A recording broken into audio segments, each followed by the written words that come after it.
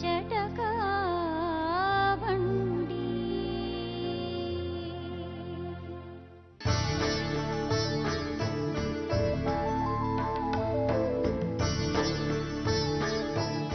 G ಕನ್ನಡದ ಸಮಸ್ತ ವೀಕ್ಷಕರಿಗೆ ನಿಮ್ಮ ಮಾಲವಿಕಾ ಮಾಡುವ ಪ್ರೀತಿಯ ನಮಸ್ಕಾರ. ಪ್ರೀತಿಯ ವೀಕ್ಷಕರೇ, ಇಂಗ್ಲಿಷ್ನಲ್ಲಿ ಒಂದು ಮಾತಿದೆ, truth is stranger than fiction ಅಂತ. ಸತ್ಯ ನಾವು ಅನ್ಕೊಂಡಿದ್ದಕ್ಕಿಂತ ಬಹಳ ಭಿನ್ನವಾಗಿರುತ್ತೆ. ಅನೇಕ ಅನಿರೀಕ್ಷಿತವಾಗಿರುವಂತಹ ವಿಚಾರಗಳು ಸತ್ಯಗಳ ರೂಪದಲ್ಲಿ ನಮ್ಮ ಮುಂದೆ ಹೊರಬರ್ತಾ ಹೋಗ್ತವೆ. ಬದುಕು ಜಟಕಾ ಬಂಡಿ ಅಂತಹ ಒಂದು ವೇದಿಕೆ. ನಾವು ಊಹಿಸೋಕ್ಕೂ ಸಾಧ್ಯವಿಲ್ಲದಂತಹ ಕೆಲವೊಂದು ಸತ್ಯಗಳು ಇಲ್ಲಿ ಬಯಲಾಗ್ತವೆ. ಎಲ್ಲ ನಮ್ಮ ಬದುಕಿಗೆ ಸಂಬಂಧಪಟ್ಟಿದ್ದೆ, ನಮ್ಮ ಜೀವನಕ್ಕೆ ಸಂಬಂಧಪಟ್ಟಿದ್ದೆ, ನಮಗೆ ಸಂಬಂಧಪಟ್ಟಿದ್ದೆ, ಆದರೆ ನಮಗೆ ಗೊತ್ತಿರೋದಿಲ್ಲ. ಅಂತಹ ಸತ್ಯಗಳ ಪ್ರಜ್ಞೆ ನಮಗಿರೋದಿಲ್ಲ, ಅರಿವಿರೋದಿಲ್ಲ. ಅಂತಹ ಅನೇಕ ಸತ್ಯಗಳನ್ನ ನಿಮ್ಮ ಮುಂದೆ ನಾವು ಬಿಚ್ಚುತ್ತಾ ಹೋಗ್ತೀವಿ ಈ ಬದುಕು ಜಟಕಾ ಬಂಡಿಯಲ್ಲಿ. ಪ್ರತಿಯೊಂದು ಸತ್ಯವೂ ಯಾರೊಬ್ಬರ ವೈಯಕ್ತಿಕ ಅನುಭವವಾಗಿರುತ್ತೆ. ಇದರಲ್ಲಿ ಕಥೆ ಇಲ್ಲ, ಎಲ್ಲವೂ ನಿಜ, ಎಲ್ಲವೂ ಸತ್ಯ. ನಿಮ್ಮ ಕಣ್ಣು ಮುಂದೆ ಏನು ನಡೆಯುತ್ತೋ ಅದೇ ಸತ್ಯ. ಮತ್ತೊಂದು ಸಂಚಿಕೆಯೊಂದಿಗೆ ಇವತ್ತು ನಾನು ನಿಮ್ಮ ಮುಂದೆ ಬಂದು ನಿಂತಿದ್ದೀನಿ ಇದೇ ಬದುಕು ಜಟಕಾ ಬಂಡಿಯಲ್ಲಿ. ಇವತ್ತಿನ ಸಂಚಿಕೆ ಹುಡುಕಾಟದ ಸಂಚಿಕೆ. ಯಾರನ್ನೋ ಹುಡುಕೊಂಡು ಇಬ್ಬರು ಹೆಣ್ಣು ಮಕ್ಕಳು ನಮ್ಮ ಬದುಕು ಜಟಕಾ ಬಂಡಿಗೆ ಬಂದಿದ್ದಾರೆ. ಯಾರನ್ನು ಅವರು ಅರಸ್ತಾ ಇದ್ದಾರೆ, ಅವರು ಬಯಸೋದೇನು, ಅವರ ಬೇಡಿಕೆ ಏನು, ಅವರ ನಿರೀಕ್ಷೆ ಏನು, ಅವರ ಹುಡುಕಾಟವನ್ನ ನಮ್ಮ ಬದುಕು ಜಟಕಾ ಬಂಡಿಯಲ್ಲಿ ನಾವು ಪೂರೈಸೋಕೆ ಸಾಧ್ಯವಾಗತ್ತಾ ನೋಡೋಣ. ಶ್ರುತಿ ಮತ್ತು ಶ್ವೇತಾ ನೋಡಿ, ಈ ಮುದ್ದಾದ ಹೆಣ್ಮಕ್ಳು ತಂದೆಗೋಸ್ಕರ ಪರಿತಪಿಸ್ತಾ ಇದ್ದಾರೆ. ಒಂದಲ್ಲ ಎರಡಲ್ಲ 24 ವರ್ಷಗಳಿಂದ ಇವರಿಗೆ ತಂದೆ ಪ್ರೀತಿನೇ ಸಿಕ್ಕಿಲ್ಲ. ತಂದೆ ಯಾರು ಅಂತ ಗೊತ್ತೂ ಇಲ್ಲ, ಈಗ ಮುಖ ಪರಿಚಯನೂ ಇಲ್ಲ. ಅಕಸ್ಮಾತ್ ತಂದೆ ಎದುರಿಗೆ ಬಂದ್ರೂ ಗುರ್ತು ಹಿಡಿಯಕ್ಕೆ ಇವ್ರಿಗೆ ಆಗಲ್ಲ. ನಮ್ಮ ತಂದೆನ ದಯವಿಟ್ಟು ಹುಡುಕೊಡಿ ಅಂತ ಹೇಳಿ ಬದುಕು ಜಟಕಾ ಬಂಡಿ ಈ ನಮ್ಮ ಈ ವೇದಿಕೆಗೆ ಬಂದಿದ್ದಾರೆ. ಬನ್ನಿ ಇವ್ರ ಕಥೆ ಏನು ಅಂತ ಹೇಳೋಣ. ಅನೇಕರು ನನ್ನ ವಕೀಲ ಸ್ನೇಹಿತರು ಬದುಕು ಜಟಕಾ ಬಂಡಿ ಒಂದು ರೀತಿಯ ಆಲ್ಟರ್ನೇಟ್ ಡಿಸ್ಪ್ಯೂಟ್ ರೆಸಲ್ಯೂಷನ್ ಫೋರಮ್ ಅಂತ ಹೇಳ್ತಾರೆ. 4 ಪದ ಒಟ್ಟಿಗೆ ಅರ್ಥ ಆಗದೆ ಇರುವಂತಹ ಇಂಗ್ಲಿಷ್ ಪದಗಳನ್ನ ಒಟ್ಟಿಗೆ ಹೇಳ್ತಾ ಇದ್ದೀನಿ. ಅಂದ್ರೆ ಸಾಮರಸ್ಯಕ್ಕೆ ಒಂದು ವೇದಿಕೆ ಅಂತ. ಇಬ್ಬರ ಮಧ್ಯೆ ಯಾವುದೇ ಒಂದು ತೊಂದರೆ ಇದ್ದರೆ ಆ ತೊಂದರೆಯನ್ನ ನಿವಾರಿಸಿ ಅವರಿಬ್ಬರನ್ನ ಒಂದು ಮಾಡೋದು. ಅದು ದಂಪತಿಗಳ ತೊಂದರೆ ಆಗಿರಬಹುದು, ತಂದೆ ಮಕ್ಕಳ ತೊಂದರೆ ಆಗಿರಬಹುದು, ಅಥವಾ ಅಣ್ಣ ತಮ್ಮಂದಿರ ತೊಂದರೆಗಳಾಗಿರಬಹುದು, ದಾಯಾದಿಗಳಾಗಿರಬಹುದು. ಯಾರಿಬ್ಬರ ಮಧ್ಯೆ ವಿರಸ ಉಂಟಾಗಿರುತ್ತೋ ಅವರನ್ನ ಒಟ್ಟುಗೂಡಿಸುವ ಒಂದು ಪ್ರಯತ್ನವನ್ನ ಬದುಕು ಜಟಕಾ ಬಂಡಿ ಆರ್ಬಿಟ್ರೇಟರ್ ತರ ಕೂತು ಮಾಡುತ್ತೆ. ಇದು ನಮ್ಮ ಮೂಲ ಉದ್ದೇಶ. ಇದರಲ್ಲಿ ನಮ್ಮ ಸ್ವಾರ್ಥ ಏನೂ ಇಲ್ಲ.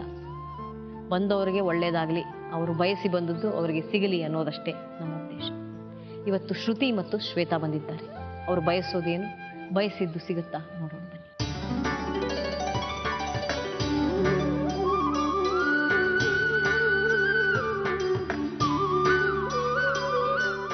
ನಮಸ್ಕಾರ. ಶ್ರುತಿ ಯಾರು, ಶ್ವೇತಾ ಯಾರು? ಶ್ವೇತಾ ನಾನು.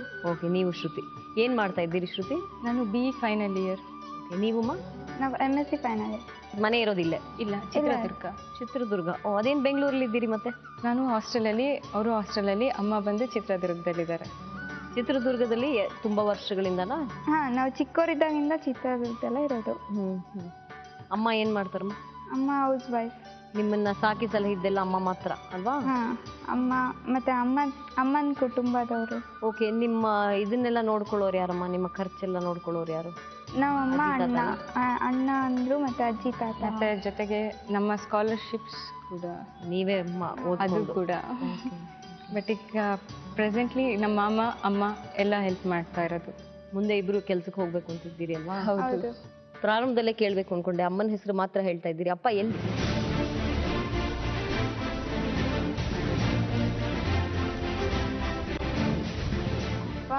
ಇದ್ದಾರೆ, ಬಟ್ ಎಲ್ಲಿ ಅಂತ ಗೊತ್ತಿಲ್ಲ. ಅದಕ್ಕೆ. ಯಾಕೆ ನಿಮ್ಮಿಂದ ದೂರ ಆಗಿದ್ದಾರೆ? ನಿಮಗೆ ಹೇಳಿರೋದೇನು ಅಮ್ಮ? ಅವರು ನಾವು ಚಿಕ್ಕವರಿರುವಾಗ್ಲೇನೆ ಅವ್ರಿಗೆ ಗೊತ್ತಿಲ್ದಾನೆ ಅವ್ರು 2ನೇ ಮದುವೆ ಆಗಿ ಹೋಗಿದ್ದಾರೆ. ಅದು ದೊಡ್ಡವರಿಂದನೂ ಡಿವೋರ್ಸ್ ಅಂತೆಲ್ಲ ಆ ಥರ ಎಲ್ಲ ಮಾಡಿದ್ದಾರೆ. ಬಟ್ ಅದು ಕೋರ್ಟಿಂದ ಆಗಿಲ್ಲ ಡಿವೋರ್ಸ್ ಎಲ್ಲ.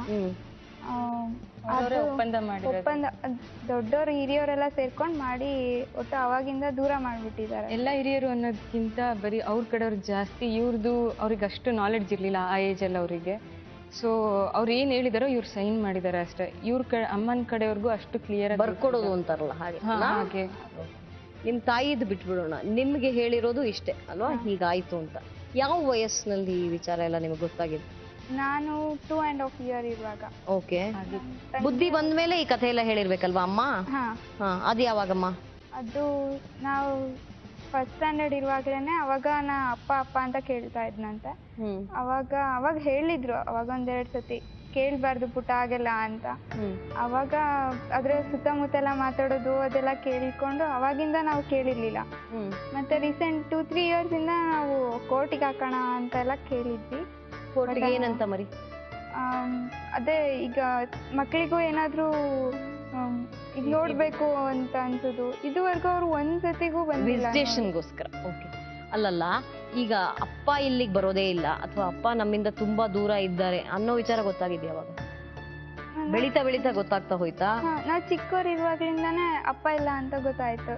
ಅದ್ರಲ್ಲೂ ಅಮ್ಮ ಅವಾಗ ಅಳೋದು ಅದೆಲ್ಲ ನೋಡಿ ಗೊತ್ತಾಗುತ್ತಲ್ವಾ, ಅಮ್ಮನ ಅಳಿಸ್ಬಾರ್ದು ಅಂತನಾದ್ರೂ ಕೇಳ್ತಾ ಇರ್ಲಿಲ್ಲ.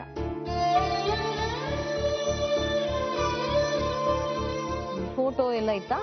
ಚಿಕ್ಕದಿತ್ತು, ಬಟ್ ಅದ್ರಲ್ಲಿ ಫೇಸಸ್ ಏನು ಕಾಣಿಸ್ತಾ ಇರ್ಲಿಲ್ಲ. ಆಗಿನ ನೀವು ನೋಡೇ ಇಲ್ಲ? ಇವಳು ತುಂಬಾ 6 ಮಂತ್ಸ್ 7 ಮಂತ್ಸ್ ಅಷ್ಟೇ ಅವಳು. ಕರೆಕ್ಟ್. ನಾನ್ ಹೇಳ್ತಾ ಇರೋದು ಅಂದ್ರೆ ಅವ್ರ ಮುಖ ಪರಿಚಯವೇ ಇಲ್ಲ ನಿಮ್ಗೆ, ಹೇಗಿರ್ತಾರೆ ಅಂತಾನೆ ಗೊತ್ತಿಲ್ಲ.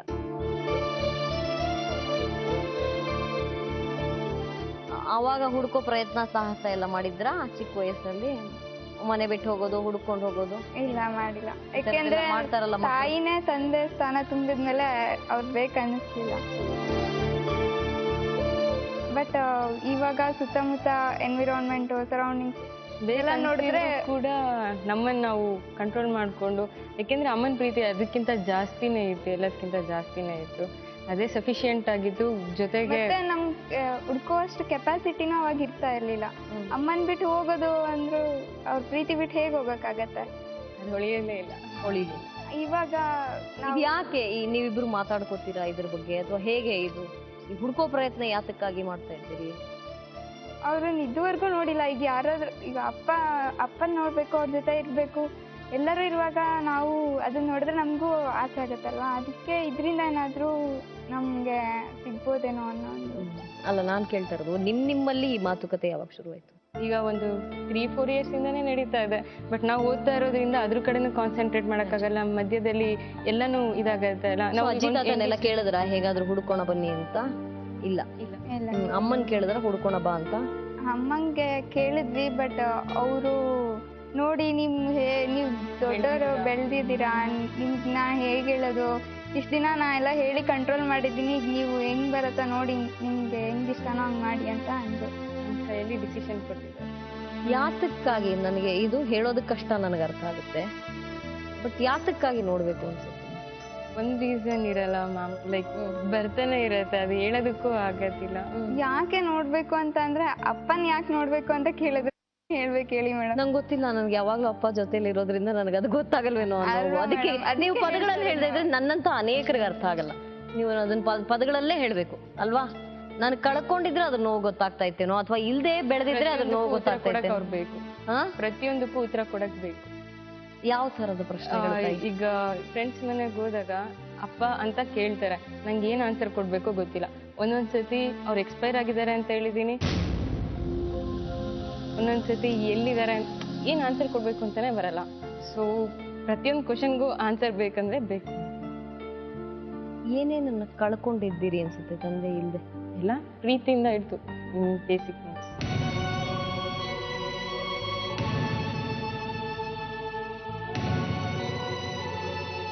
ತುಂಬಾ ಎಕ್ಸಾಂಪಲ್ಸ್ ನೋಡಿದ್ದೀವಿ. ಇದುವರೆಗೂ ಬೇರೆ ಆಗಿರ್ಬೋದು, ಬಟ್ ಲೈಫ್ ಟೈಮಲ್ಲಿ ಒಂದ್ಸತಿನೂ ನೋಡಿಲ್ಲ ಅಂತ ನೋಡಿದ್ರೆ ನೀವೇ ಬದುಕಿದ್ದು ನೋಡಿಲ್ಲ? ಬದುಕಿದ್ದು ನೋಡಿಲ್ಲ.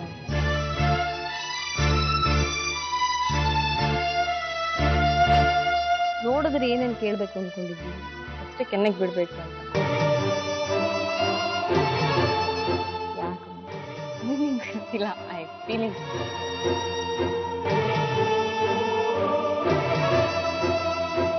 ಏನ್ ಬಯಸ್ತೀರಿ ಈಗ ತಂದೆ ಕಂಡ್ರೆ? ಏನ್ ಬಯಸ್ತೀರಿ? Big question. ನಾನು ಅವ್ರಿಗೆ ಹೇಳ್ಬೇಕಲ್ಲ ಕರ್ಕೊಂಡ್ಬರಕು ಅಂತ. ಇಷ್ಟು ವರ್ಷದಿಂದ ಬೇಡ ಅಂತ ಇದ್ದವ್ರಿಗೆ ನಾನು ತಿಳಿ ಹೇಳಿ ಕರ್ಕೊಂಡ್ ಅವ್ರು ಬೇಡ ಅಂತಿದಾರಲ್ಲ ತಾಯಿ. ಇಷ್ಟು ವರ್ಷದಿಂದ ಬೇಡ ಅಂತ ಇದ್ದವ್ರನ್ನ ತಿಳಿ ಹೇಳಿ ನಾನು ಒಂದೇ ಸಮನೆ ಕರ್ಕೊಂಡ್ ಬರ್ಬೇಕು ಅಂದ್ರೆ ನಾನು ಯಾವ್ದನ್ನ ಒಡ್ಡಿ ಕರ್ಕೊಂಡ್ ಬರ್ಬೇಕು ಅವ್ರ ಎದುರಿಗೆ? ಹೆಣ್ಮಕ್ಳಿದ್ದಾರೆ ಅಂತ ಹೇಳಿ ಕರ್ಕೊಂಡ್ಬರ್ಬೋದು, ಆಮೇಲೆ ಏನು ಬಯಸ್ತೀರಾ ಅವ್ರಿಗೆ? ಮೊದಲು ಅವ್ರ ಮುಖ ತೋರ್ಸಕ್ ಹೇಳಿ. ಮುಖ ಮಚ್ಕೊಂಡಿರೋದೇ ದೊಡ್ಡ ಇದಾಗಿದೆ ಅಂತ.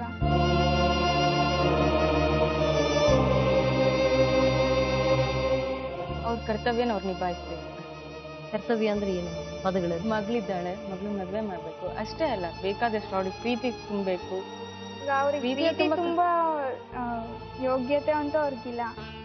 ಈಗ ಅವ್ರ ಹೆಂಡತಿ ಅಂತ ಇರೋರ್ಗಾದ್ರು ಈಗ ಮಕ್ಳು ಮದ್ವೆ ಆಗೋದ್ರೆ ಅವ್ರ ಲೈಫ್ ಹೇಗೆ ಒಬ್ರೇ ಆದ್ರೂ ನೋಡ್ಕೋಬೇಕಲ್ವಾ.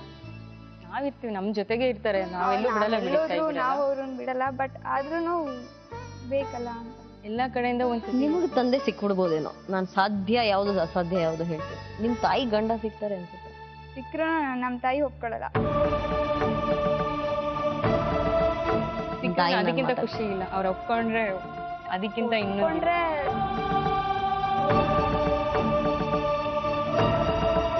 ನಮಸ್ಕಾರ. ಮಕ್ಕಳು ಸುಮಾರು ವಿಚಾರ ಹೇಳ್ತಾ ಇದ್ರು, ನಿಮ್ ಬಾಯಿಂದ ಕೇಳೋಣ ಅಂತ. ಏನ್ ನಡೀತು, ಯಾತಕ್ಕಾಗಿ ಹೋದ್ರು ಅವರು? ಅವರು ನನಗೆ ಗೊತ್ತಿಲ್ದಂಗೆ ಸೆಕೆಂಡ್ ಮ್ಯಾರೇಜ್ ಆದರು. ಆದಮೇಲೆ ನಾವು ಕೋರ್ಟಿಗೆ ಹಾಕಿದ್ವಿ. ಅವರು ನಮಗೆ ಬೇರೆ ಮನೆ ಮಾಡಿ, ನಮ್ಮ ತಂದೆ ತಾಯಿ ಬೇರೆ ಮನೆ ಮಾಡಿಬಿಟ್ಟು ಕರ್ಕೊಂಡು ಹೋಗಿಟ್ಕೋಪ ಅಂದರು. ಆದರೆ ಅವರು ಆ ಥರ ಮಾಡಲಿಲ್ಲ. ತುಂಬ ಅವಳನ್ನ ಕರ್ಕೊಂಡು ಬಂದು ಹಿಂಸೆ ಕೊಟ್ಟರು ಸ್ವಲ್ಪ ದಿನ. ನಿಮ್ಮ ಮನೆಗೆ? ನಮ್ಮ ಮನೆಗೆ, ನಾನಿರೋ ಸ್ಥಳದಲ್ಲೇ. ನನಗೆ ಗೊತ್ತಿಲ್ದಂಗೆ ಬೇರೆ ಮನೆ, ನಾನು ಇರೋ ಮನೆ ಬಿಟ್ಬಿಟ್ಟು ಬೇರೆ ಮನೆ ಶಿಫ್ಟ್ ಮಾಡಿದ್ರು ಅವಳನ್ನ ಕರ್ಕೊಂಡು ಬಂದು. ಯಾರು ಅವರು? ಎರಡನೇವ್ರು ಯಾರು? ಅವಳು ಮೊದಲೇನೋ ಪ್ರೀತಿ ಮಾಡಿದ್ರಂತೆ ಅವಳು. ನಿಮ್ಮ ಮದುವೆ ಮುಂಚೆ ಅವರಮ್ಮ ಅಪ್ಪ ಬೇಡ ಅಂದ್ಬಿಟ್ಟು ನನ್ನನ್ನು ಮದುವೆ ಮಾಡಿಬಿಟ್ರು. ಅವು 2 ಮಕ್ಕಳಾದ್ಮೇಲೆ ಮತ್ತೆ ಅವರೇ ಅವ್ರ ಅಪ್ಪ ಅಮ್ಮನೇ ಅವ್ರು ದುಡ್ಡು ಕೊಡಬೇಕು ಅಂತ ಹೇಳ್ಬಿಟ್ರೆ ಅವಳ ಹತ್ರ ಹೋಗೋದು ಬರೋದು ಮಾತಾಡೋದು ಮಟ್ಟಿದ್ರೆ ಅವ್ರ ಅಪ್ಪ ಅಮ್ಮ ಸುಮ್ಮನೆ ಇದ್ದರೆ ಜಾಸ್ತಿ ದುಡ್ಡು ಕೊಟ್ಬಿಡೋರು. ಆಮೇಲೆ ಅವರು ಆ ಥರ ಮಾಡಿಕೊಂಡು ಅವಳಿಗೆ ಎನ್ಕರೇಜ್ ಮಾಡಿ, ನನಗೆ ನನ್ನ ಮಗ ಮನೆ ಬಿಲ್ಡಿಂಗ್ ಎಲ್ಲ ಕಟ್ಸ್ಕೊಡ್ತಾನೆ ಅನ್ನೋ ಒಂದು ರೀತಿಯಲ್ಲಿ ಅವಳಿಗೆ ಎನ್ಕರೇಜ್ ಮಾಡಿ ಅವನಿಗೂ ಅವಳಿಗೂ ಕೂಡ ನನಗೆ ಮನೆಯಲ್ಲಿ ತಂದು ಅವ್ರ ಮನೆಯಲ್ಲಿ ಇಡಬೇಕು ನನ್ನನ್ನು. ಅವರಪ್ಪಂಗೆ ಪೂಜೆಗೆ ಎಲ್ಲ ಜೋಡಿಸ್ಕೊಡ್ಬೇಕು, ಅಮ್ಮಂಗೆ ಅಡುಗೆ ಮಾಡಿ ಇಡಬೇಕು. ನಾನು ಮಕ್ಕಳನ್ನ ಕರ್ಕೊಂಡು ಅಲ್ಲೇ ಇರಬೇಕು. ಅವರಪ್ಪ ಅಮ್ಮನ ಹತ್ರ ಅವ್ರ ಮಾತ್ರ ಅಲ್ಲೇ ಇರಬೇಕು. ಅವರು ನಮ್ಮ ಮನೆಯವ್ರನ್ನ ನೋಡ್ಕೊಂಡಿರ್ಬೇಕಂತೆ. ಅದಕ್ಕೆ ಅವರಪ್ಪ ಅಮ್ಮ ತುಂಬಾ ಜಗಳ ಆಡಿದರು. ನೀನು ಇಲ್ಲೇ ಇರು, ಬರ್ಕೊಡು ಅಂತ ಅವರಪ್ಪ ಅಮ್ಮ.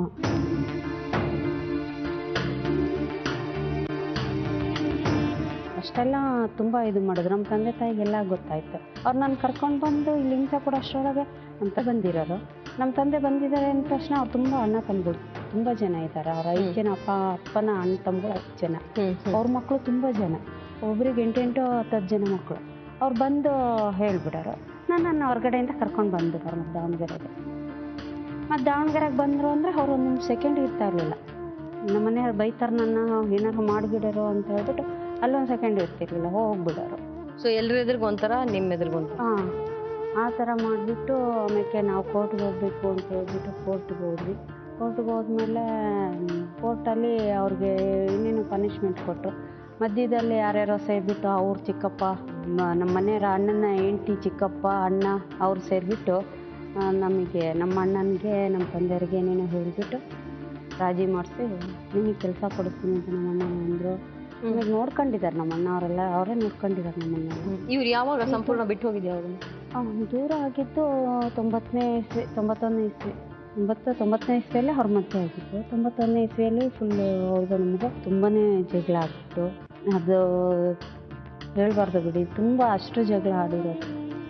ಹಂಗೆ ನಮ್ಮ ತಂದೆ ತಾಯಿ ಜೊತೆ ನಾನು ಹೋಗ್ಬಿಟ್ಟೆ. ಅವ್ರ ಮನೆಯವ್ರಿಗೂ ನಿಮ್ಮ ಮನೆಯವ್ರಿಗೂ ಜಗಳ ಆಯ್ತಾ, ಅಥವಾ ನಿಮಗೂ ನಿಮ್ಮ ಗಂಡ ಮನೆಯವ್ರಿಗೂ ನನಗೂ?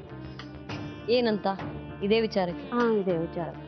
ಆಮೇಲೆ ತಾಳಿನ ಸತಿ ಕಿತ್ಕೊಂಡಿರೋ, ಹೊಡೆದಿದ್ದು ನಮ್ಮ ತಂದೆ ತಾಯಿ ಸತಿಗೂ ಹೇಳಿಲ್ಲ ಹೊಡೆದಿರೋದು.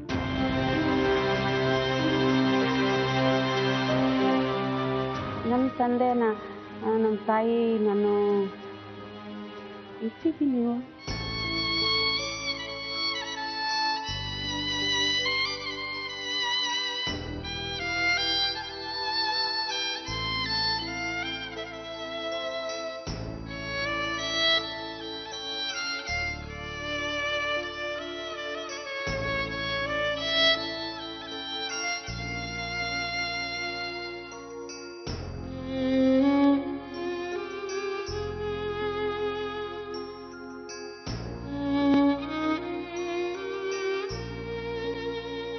ಬದುಕು ಜಟಕ